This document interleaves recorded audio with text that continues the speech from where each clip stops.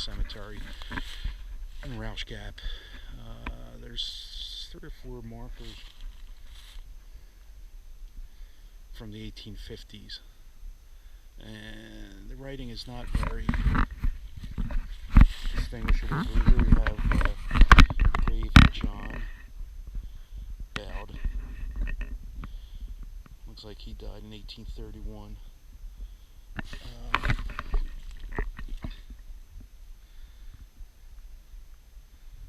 I can't read. All human shall was vain till God did please to give measure and free me from my pain. Affliction sore long time I bore, all human still was vain, till God did please to give me cause, to give me case, and free me from my pain.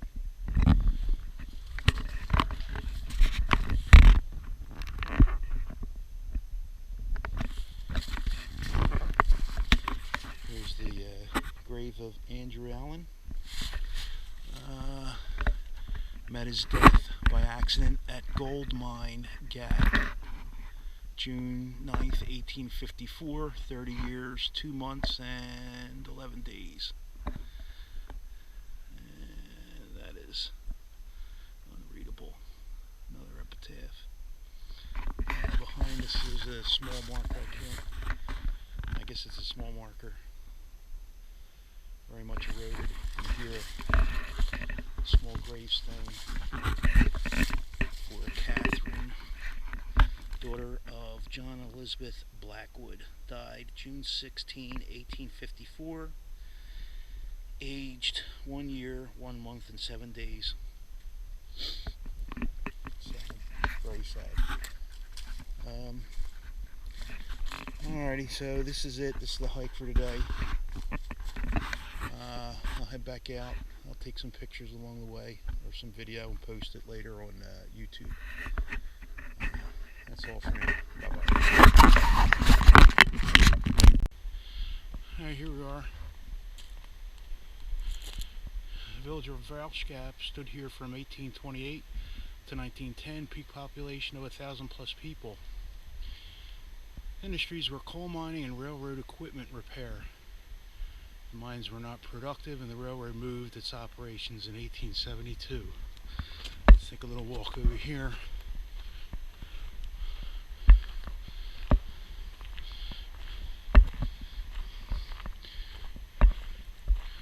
Another marker.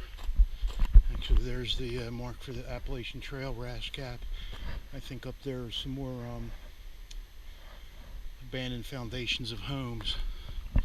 Here we have Rausch Creek diversion wells.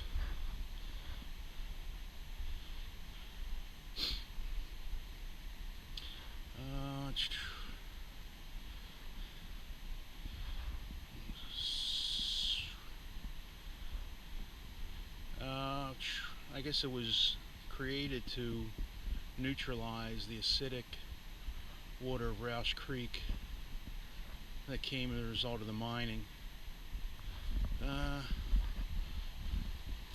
Let's see, take a walk down here.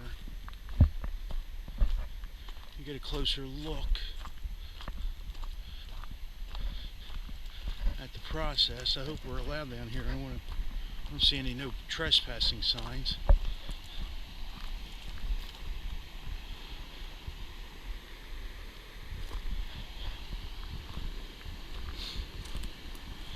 There's the restricted area there.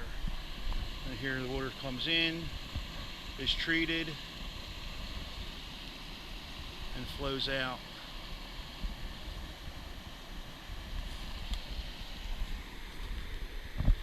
Let's see.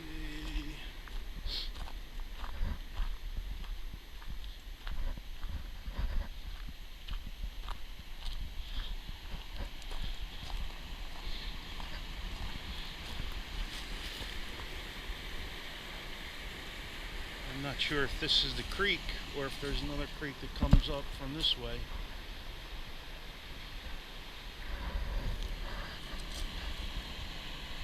There we are. Then it flows down, I guess eventually heads into the Susquehanna below Harrisburg. Science folks would be, environmental folks would be interested in this. And actually what's interesting is a lot of this is paid for by money collected from the Fish and Game Commission. That is the people who go hunting. Imagine that, hunters doing something good for the environment. It's crazy, isn't it? Alright, here I am heading back east along the old railroad grade. And there's a couple things I want to show you. Pennsylvania is very rocky. Actually, on the Appalachian Trail, this state is considered the rockiest. Here's an example. Though it's not on the trail, certainly a lot of rocks there. And on the other side as well.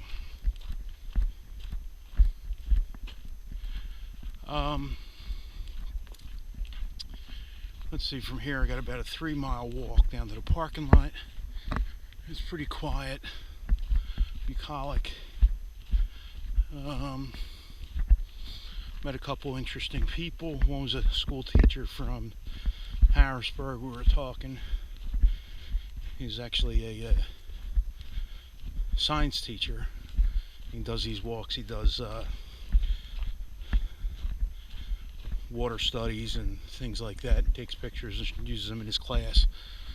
And another one was a local guy who was riding his bike just for his own personal fitness. Interesting talks. Meet a lot of interesting people on these hikes. It's always a pleasant way to pass the time, spark up a conversation, share your experiences and stories, and then move on. Actually, the one guy was talking to the local guy, he's a hunter, and he was saying how this area is filled with deer.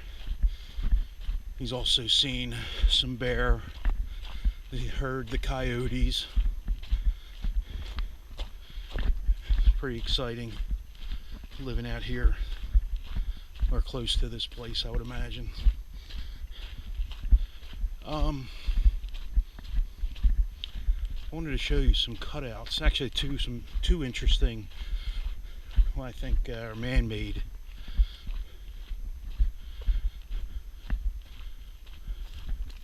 Activities or evidence of man activities.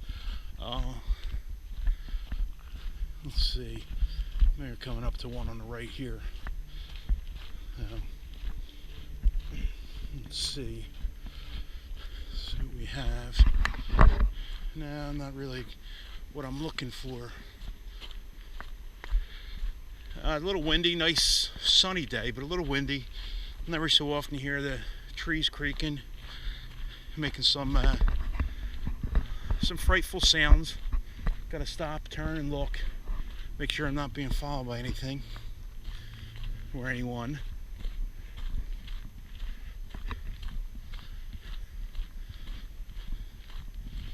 Again, some beautiful scenery.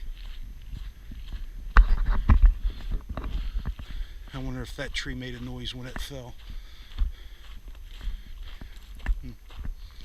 How about that tree? Did that tree make a noise? I don't know. There's another one. A couple more. Alrighty, let me pause for now. When I find what I'm looking for, I'll come back on.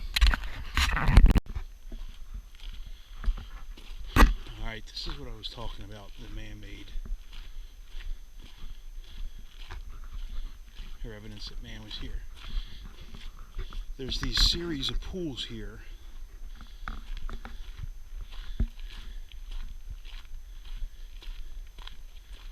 You can see here's one right here. There's another one. If you go down a little further, you could see there's another one. Now, of course, could be man-made, or could be just nature, but it just seems too coincidental. And actually, there's many as we go down, back and forth, up and down this railway bed. What I'm thinking is that they may have excavated, when they were putting the train line in, they excavated and used that earth to build up this train bed or track bed. I mean, there's no evidence of structures or anything like that, so that's what I'm thinking.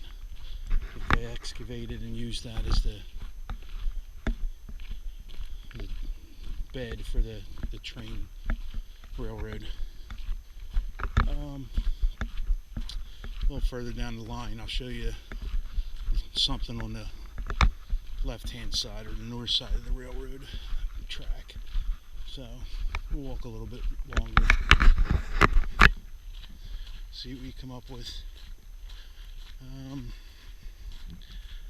And I think I had about 2 miles left, 1.75 miles maybe. As I come up this curve, I should be able, well, soon I should be able to see the roadway, the Gold Mine Road, and then I'll know it won't be far from the time I see that. But there's also beaver activity, and I'll show you some of the destruction that they've done. So as soon as I get to that, I'll come back on and record a little bit more. Alright?